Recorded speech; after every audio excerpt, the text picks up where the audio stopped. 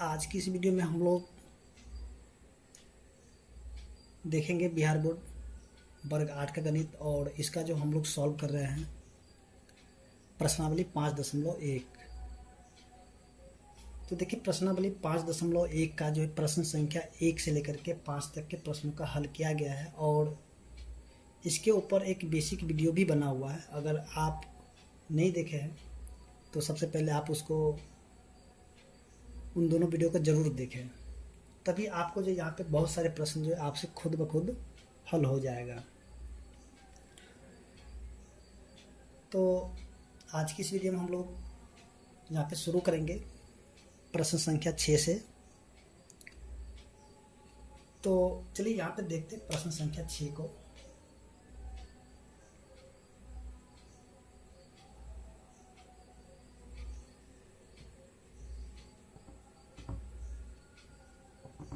देखिए प्रश्न संख्या 6 में जो प्रश्न दिया गया हुआ है, देखिए यहाँ पे आपसे पूछा जा रहा है निम्नलिखित संख्याओं में से कौन सी पूर्ण वर्ग है।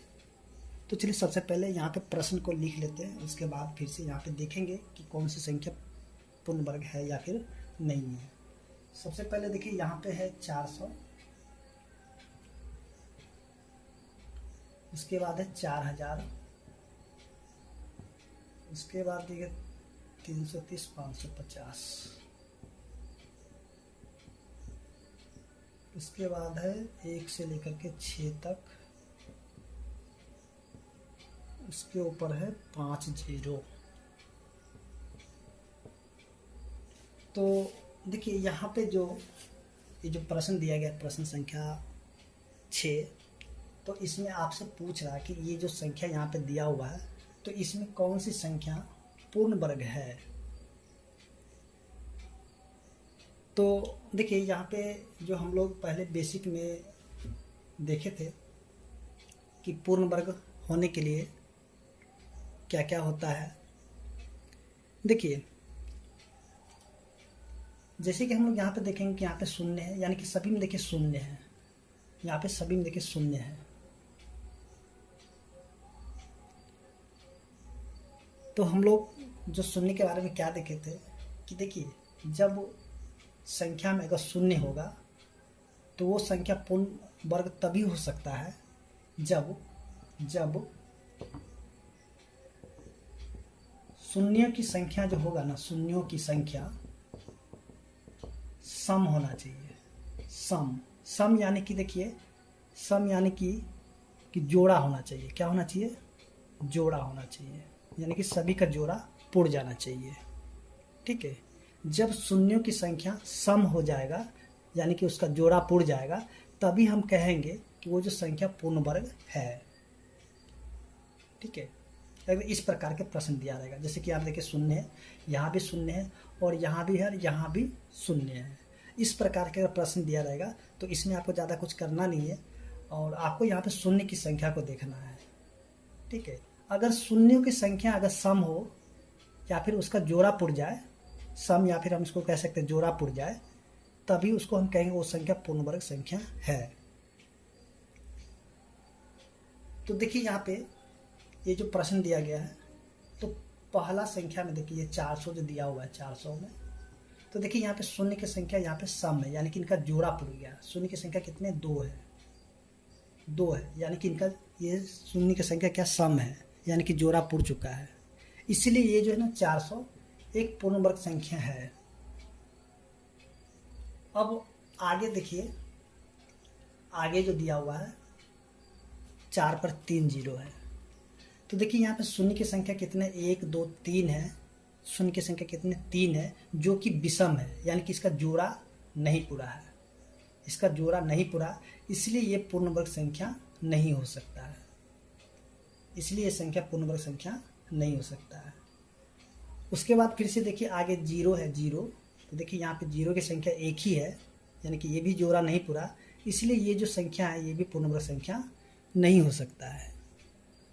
फिर से इसमें देखिए यहाँ पे, तो इसमें हम क्या देखेंगे कि इसमें शून्य की संख्या है 5। शून्य की संख्या कितनी है? 5 है, जो कि यहाँ भी जोड़ा नहीं पूरा है, यानी कि विषम है। शून्य की संख्या क्या है? विषम है, इसलिए यहाँ पे जोड़ा नहीं पूरा, तो इसलिए ये जो संख्या दिया गया ये भी पूर्ण वर्ग संख्या नहीं हो सकता है। एक तरीका ये भी है। एक तरीका जो है कि आप इनका जो है अभाज्य गुणनखंड कर लीजिए, लेकिन देखिए इतने बड़े बड़े संख्या का अभाज्य गुणनखंड करना बहुत लंबा होगा, तो आप अभाज्य गुणनखंड के द्वारा नहीं करके आप इसको डायरेक्ट यहाँ पे शून्य की संख्या देख करके भी इसको आप बता सकते हैं कि कौन सी संख्या जो है ये पूर्ण वर्ग है या फिर नहीं है। तो यहाँ पे हम क्या देखेंगे कि यहाँ जो सिर्फ और सिर्फ क्या 400 जो है एक पूर्ण वर्ग संख्या है। तो चलिए यहाँ पे जो प्रश्न संख्या 6 था हल हो चुका है, और उम्मीद करते हैं कि आपको जो प्रश्न संख्या 6 समझ में आ गया होगा। इसी प्रकार से अब जो हम लोग देखेंगे जो प्रश्न संख्या इसका 7 है। तो 7 में चलिए यहाँ पे देखते, सबसे पहले इसको इस से मिटा देते हैं। देखिए 7 में क्या दिया गया। 7 में सर यहाँ पे चलिए 7 का ए, तो देखिए यहाँ पे 24 का स्क्वायर और माइनस में 23 का स्क्वायर है, और यहाँ पे क्या करना है, ये जो है खाली जगह है। ठीक है, देखिए इन सभी के बारे में बेसिक वीडियो बना हुआ है, आप उसको जरूर देखें। ठीक है, तो देखिए यहाँ पे ये क्या है, एक क्रमागत संख्या है। क्रमागत यानी कि लगातार संख्या। देखिए 23 है 24 है। ठीक है, 23 है 24 है। तो क्रमागत संख्या का वर्ग का अंतर अगर करना होगा तो हम लोग इसको कैसे कर सकते हैं आसान तरीके से, तो उसको भी हम लोग देखेंगे। लेकिन उससे पहले हम लोग थोड़ा सा इसका जो पूरा, अगर मान लीजिए क्रमागत संख्या नहीं हो, अगर दूसरी संख्या होगा तो उसका हम लोग वर्ग कैसे निकालेंगे, तो उस चीज़ को हम लोग जानते हैं। फिर इसको हम लोग देखेंगे दूसरे तरीके से भी। तो चलिए यहाँ पे शुरू करते हैं। जैसे कि यहाँ पे हम लोग क्या देखेंगे, देखिए यहाँ पे एक फॉर्मूला का यूज होता है। कौन सा, सभी थोड़ा सा,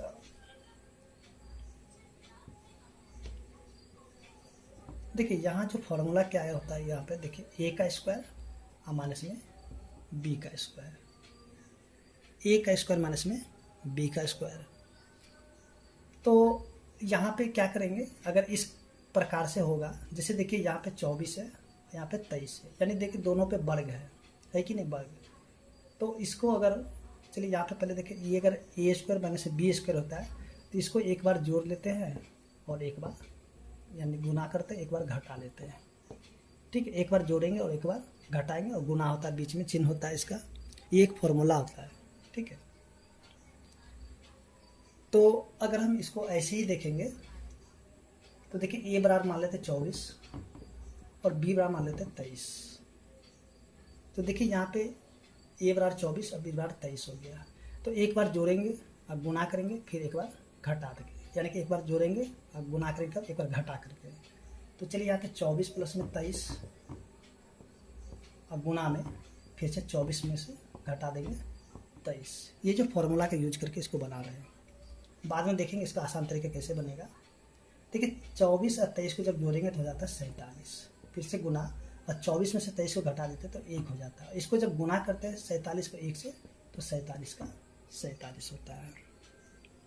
तो आप जो ये जो फॉर्मूला है, इसी फॉर्मूला का यूज करके अगर ये क्रमागत संख्या नहीं हो तब आप इसका यूज कर सकते हैं, यानी इसका प्रयोग कर सकते हैं।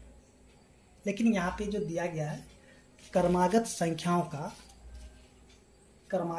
वर्ग का अंतर दिया हुआ, यानी क्रमागत संख्या भी है और इसका वर्ग भी है और इसका अंतर करना है, तो कितना होगा। तो इसके लिए हम क्या करेंगे, इतना लंबा तरीका नहीं करेंगे। ठीक है, जब संख्या क्रमागत हो और उसका वर्ग हो और उसका अंतर करना हो, तो इसके लिए क्या करना होगा, देखिए यहाँ पे सीधी सीधी क्या करेंगे, 24 को जोड़ देंगे 23 के साथ। तो 24 को जब 23 के साथ जोड़ेंगे तो हो जाता है 47। तो इसकी जगह हम लिखेंगे 47। ये देखिए 24 में 23 को जोड़ेंगे तो 47, और 24 में से जब 23 को घटाएंगे तो बच जाता है 1। और किसी भी संख्या को जब 1 से गुना करते हैं तो उतना ही रहता है। ठीक है, इसीलिए उसका प्रयोग नहीं करके यहाँ पर डायरेक्ट जो भी संख्या है उसको जोड़ करके लिख देंगे तो हमारा उत्तर आ जाएगा। इसी प्रकार से हम यहाँ पे क्या करेंगे, यही तरीका प्रयोग करेंगे, ये जो तरीका है। तो चलिए यहाँ पे देखते हैं बी नंबर। तो बी नंबर में दिया 102 का वर्ग माइनस में 101 का वर्ग। तो ये भी देखिए क्रमागत संख्या है, यानी 101 102 क्रमागत यानी कि लगातार संख्या है। तो इसको एक बार जोड़ देंगे। तो इसको जब जोड़ेंगे तो क्या हो जाएगा, 203 हो जाएगा। और यहाँ पे जो खाली जगह है इसके जगह हम 203 को लिख सकते हैं।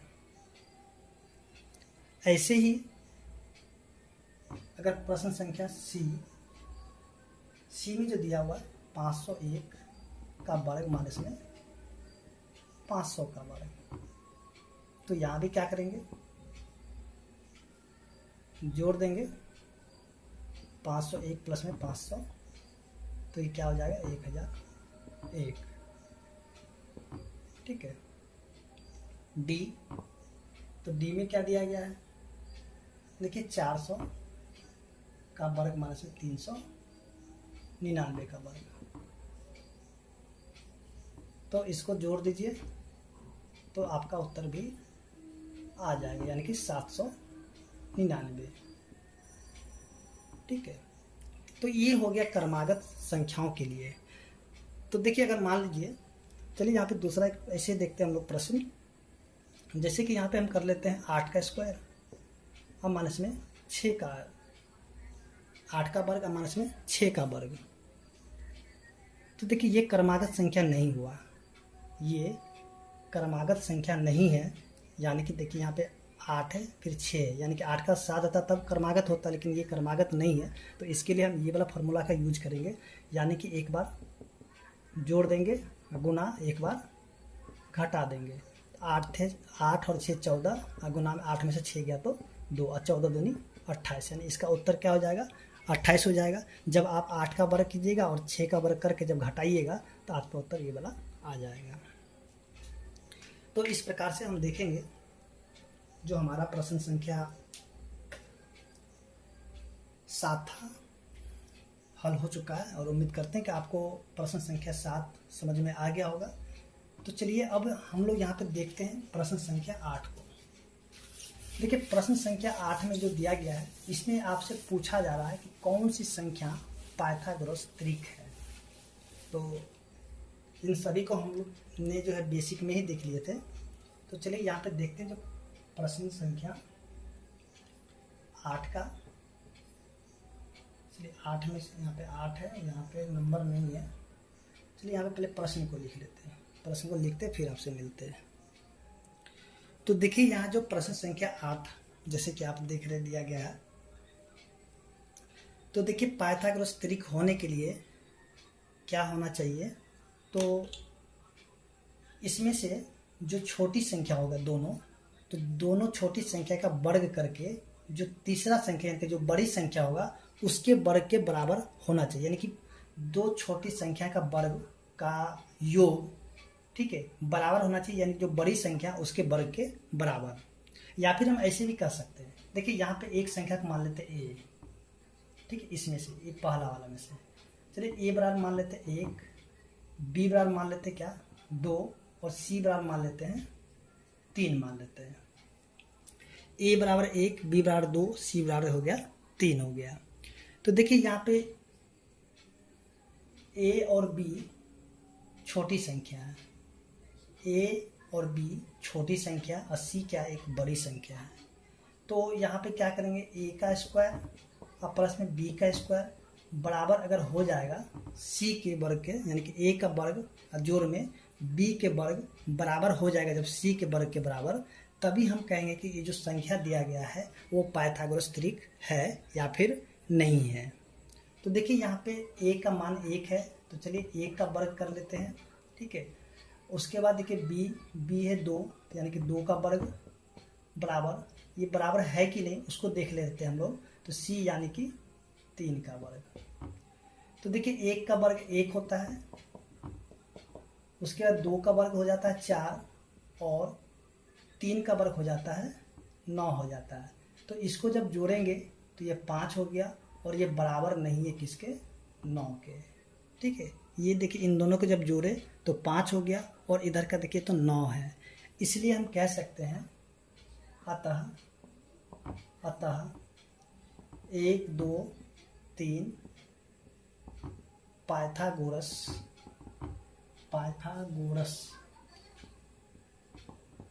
त्रिक नहीं है। ठीक है, देखिए इसका जो है ना प्रयोग बहुत जगह, और जो क्षेत्रमिति होता है या फिर जो रचना होता है तो उसमें इसका प्रयोग बहुत ही होता है।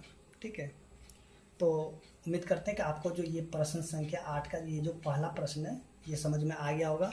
तो इसी प्रकार से क्या करना होगा कि सभी प्रश्नों को यानी कि बारी बारी से देख लेना होगा। तो चलिए हम लोग देखते हैं फटाफट से इन सभी प्रश्नों को। चलिए यहाँ से इसको मिटा देते हैं और इसको मिटा देते हैं। ठीक है, यहाँ से, और इसको रहने देते हैं, और यहाँ पे इसको हटा देते हैं, यहाँ से इसको, क्योंकि इसी पे सभी को बैठा कर देख लेंगे। देखिए यहाँ पे ए का हो जाएगा 3, बी हो जाएगा 4 और सी हो जाएगा 5 हो जाएगा। तो ए का वर्ग कर लेते हैं, यानी कि 3 का वर्ग जोड़ में 4 का वर्ग, और ये सी के वर्ग के बराबर है या कि नहीं है उसको भी देख लेते हैं। तो चलिए इसको हल करते हैं। 3 का वर्ग होगा 9, 4 का हो जाएगा 16 और 5 का हो जाएगा 25। तो देखिए इन दोनों को जब हम जोड़ेंगे तो हो जाएगा 25, और देखिए 25 के बराबर आ चुका है। तो हम यहाँ पे कहेंगे अतः 3 4 5 पाइथागोरस त्रिक यहाँ पे हो जाएगा है। ठीक है, तो इसी प्रकार से सभी प्रश्न को कर लेते हैं। आपको उम्मीद करते हैं कि आपको यहाँ तक समझ में आ गया होगा। देखिए अगर आपको वीडियो अच्छा लग रहा तो वीडियो को लाइक ज़रूर कीजिए और कमेंट भी कीजिए कि आपको कैसा लग रहा है। तो चलिए आगे देखते हैं फटाफट से। यहाँ से फिर इस तीसरे को देखते हैं। देखिए यहाँ पे हो जाएगा 6 8 और ये हो जाएगा 10, यानी कि 6 का वर्ग जोड़ में 8 का वर्ग और ये 10 के वर्ग के बराबर है कि नहीं है। चलिए देखते हैं। 6 का 36, 8 का 64 बराबर में 10 का हो जाएगा 100। तो इन दोनों को जब जोड़ेंगे तो ये भी हो जाएगा 100 बराबर में 100। देखिए 100 बराबर 100 हो चुका है। तो हम यहाँ पे कह सकते हैं अतः क्या हो जाएगा 6 8 10 पाइथागोरस त्रिक है। देखिए यहाँ पे जो है ना ये जो है ना 3 4 5 है, तो इसी का दुगुना है। ये 3 दूनी 6, 4 दूनी 8, 5 दूनी 10। अगर ये 3 4 5 पाइथागोरस त्रिक है तो 6 8 10 भी पाइथागोरस त्रिक होगा। इसी प्रकार से इसी में अगर हम लोग देखेंगे इसका जैसे ही अगर 3 गुना करेंगे तो 18, उसके बाद कितना हो जाएगा 24 और 30। देखिए चलिए यहाँ पर हम लोग देखते हैं अगला प्रश्न को। ठीक है, चलिए यहाँ पे सभी एक एक है, एक एक।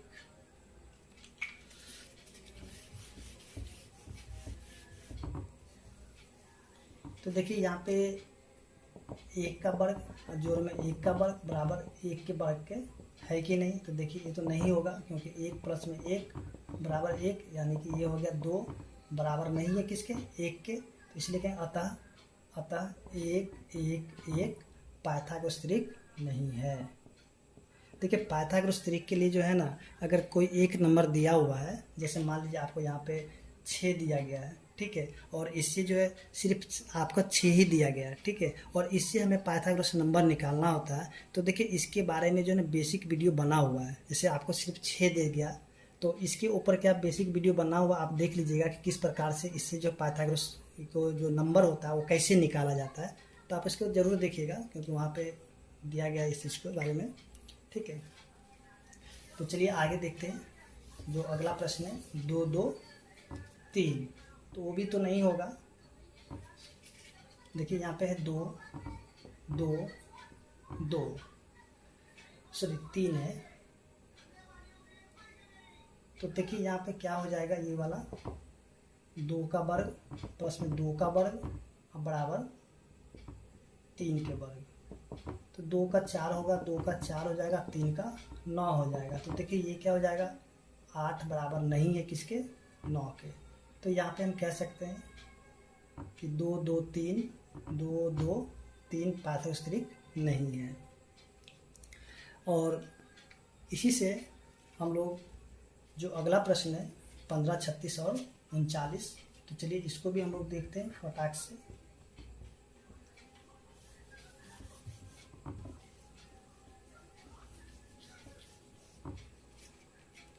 ये हो गया 15, 36, 39। तो देखिए यहाँ पे 15 का वर्ग और जोड़ में 36 का वर्ग, 39 का वर्ग। अब ये संख्या जो है पाइथागोरस है कि नहीं है, तो इसके लिए भी हम देखेंगे कि जैसे कि यहाँ पे दो छोटी संख्या को लेकर के हमेशा आप यही काम कीजिए, जो दो छोटी संख्या होगा उसका वर्ग का योग जो है कि तीसरे संख्या जो बड़ी संख्या होगा उसके बराबर हो जाएगा, तभी हम कहेंगे पाइथागोरस त्रिक है या फिर नहीं है। तो देखिए यहाँ पे ये जो 15 का वर्ग क्या होता है, तो 15 का वर्ग होता है 225 हो जाता है, ठीक है, 225। अब देखिए 36 का वर्ग क्या होता है, तो 36 का वर्ग अगर हम लोग देखेंगे तो 36 का वर्ग हो जाता है 1296, और 39 का वर्ग क्या हो जाता है 1521 हो जाएगा, ठीक है। अब देखिए इसको जोड़ के देखिए तो क्या 1521 हो रहा है कि नहीं हो रहा है, तो चलिए यहाँ पर देखते हैं इसको जोड़ करके। 6 5 11, 9 2 11, 1 12, उसके बाद 12 2 14, 1 15, यानी कि 1521 और 1521 दोनों के दोनों बराबर हो चुका है। तो हम यहाँ पे कह सकते हैं अतः 15, 36, 39 पाइथागोरस त्रिक है। तो उम्मीद करते हैं कि आपको यहाँ तक जो प्रश्न समझने में कोई भी परेशानी नहीं हुई होगी।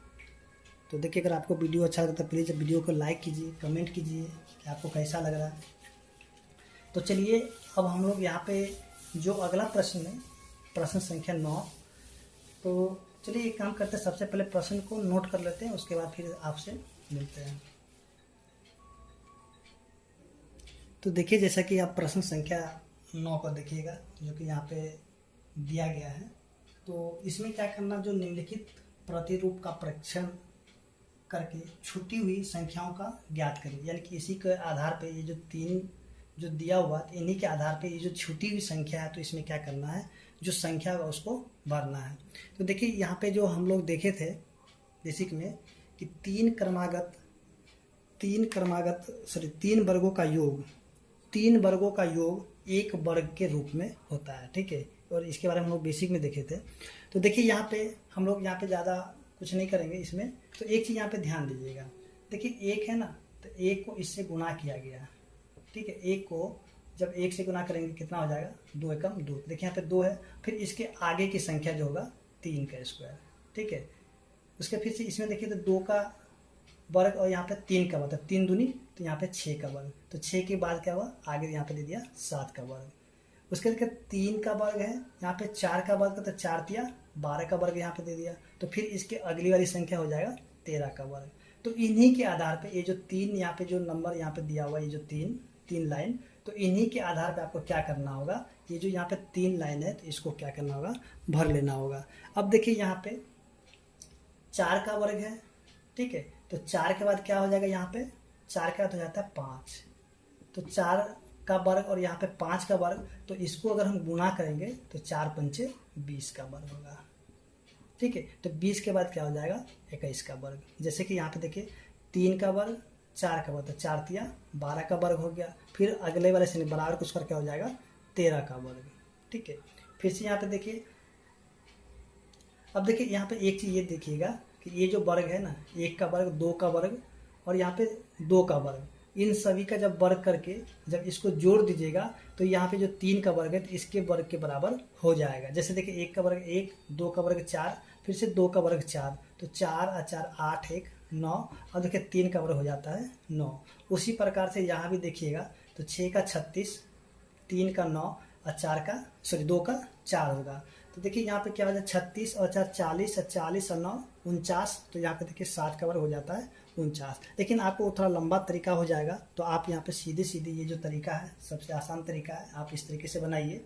देखिए 5 का वर्ग और यहाँ पे 6 का वर्ग, तो 6 पचे 30 का वर्ग हो जाएगा। यहाँ पे क्या हो जाएगा, 30 का वर्ग हो जाएगा। और इन तीनों का जब वर्ग करके जब हम जोड़ेंगे तो 31 का वर्ग हमें प्राप्त हो जाएगा। उसके बाद देखिए 6 का वर्ग और यहाँ पे 7 का वर्ग, ठीक है। तो यहाँ पे क्या हो जाएगा, यहाँ पे हो जाएगा 7 छक्के 42 का वर्ग। अब देखिए यहाँ पे 42 का वर्ग है, तो अगली वाली संख्या में हो जाएगा, सॉरी अगले वाले जो यहाँ बॉक्स है इसमें हो जाएगा 43 का वर्ग। यानी कि 6 का वर्ग, 7 का वर्ग और 42 का वर्ग, जब इन वर्ग करके जब इनको जोड़ेंगे तो हमें यहाँ पे 43 का वर्ग प्राप्त हो जाएगा। तो यहाँ पे उम्मीद करते हैं कि आपको जो प्रश्न संख्या 9 समझ में आ गया होगा। तो अब जो है हम लोग देखते हैं इसका जो अगला प्रश्न है, यानी कि प्रश्न संख्या 10। तो चलिए 10 को देखते हैं। देखिए 10 में क्या करना है, 10 में यहाँ पे 10 में करना क्या है कि विषम संख्याओं के क्रमिक घटाव की क्रिया द्वारा निम्नलिखित संख्याओं को जांच करें कि कौन सी संख्या पूर्ण वर्ग संख्या है। देखिए यहाँ पे जो प्रश्न संख्या 10 है, 10 का ए में दिया हुआ है, सॉरी 1 में दिया हुआ है 81।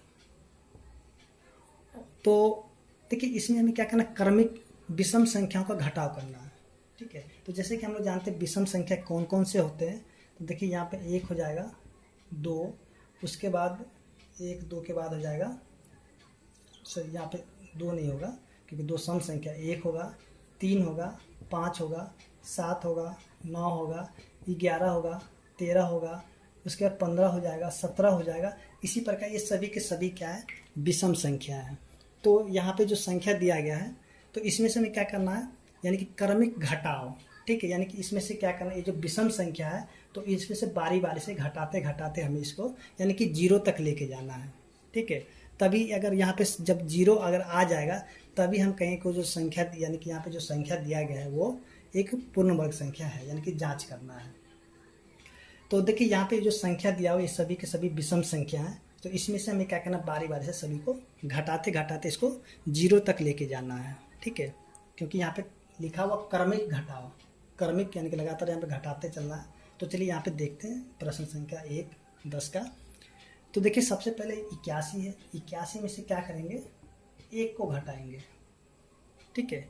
81 में से 1 को घटाएंगे तो हो जाएगा 80, ठीक है।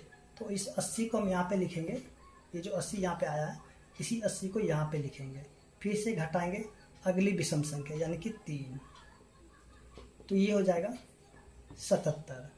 और ये 77 यहाँ पे घट के आया तो इसको फिर से यहाँ पे लिखेंगे, फिर घटाएंगे जो अगला विषम संख्या होगा यानी कि 5, तो 5 को घटाएंगे तो ये क्या हो जाएगा, ये हो जाएगा 72, ठीक है। ये जो 72 है तो फिर इसको यहाँ पे लिखेंगे, फिर इसमें से घटाएंगे 5 के बाद 7 को घटाएंगे तो हो जाएगा 65, फिर से 65 को यहाँ पे लिखेंगे और इसमें से घटा लेंगे ये जो 9 है तो 9 को घटा लेते हैं। देखिए 65 में से जब 9 को घटाएंगे तो क्या हो जाएगा, ये हो जाएगा 56। देखिए 56 को फिर से यहाँ पे लिखेंगे, फिर घटाएंगे क्या, 9 के बाद है 11, तो 11 को घटा लेंगे तो ये क्या हो जाएगा 45 हो जाएगा। फिर से 45 में से घटाएंगे 11 के बाद है 13, तो 13 को जब घटाएंगे तो देखिए क्या हो जाएगा, ये हो जाएगा 32। फिर से इस 32 को यहाँ पे लिखेंगे, घटाएंगे 15, तो यहाँ पे बचेगा 17। फिर से देखिए ये जो 17 को यहाँ पे लिखेंगे और अगला विषम संख्या है 17, तो 17 में से 17 को घटा लेंगे तो 0 हो गया। तो देखिए यहाँ पे 0 आना चाहिए, ठीक है। जब तक 0 नहीं आएगा तब तक आपको इसी प्रकार से विषम संख्या को घटाते रहना होगा। तो देखिए यहाँ पे कितने बार आया, तो देखिए 1 2 3 4 5 6 7 8 9, यानी कि 9 का ही वर्ग तो 81 होता है, 9 का वर्ग 81 होता है ना। तो इसलिए हम कहेंगे अतः 81 एक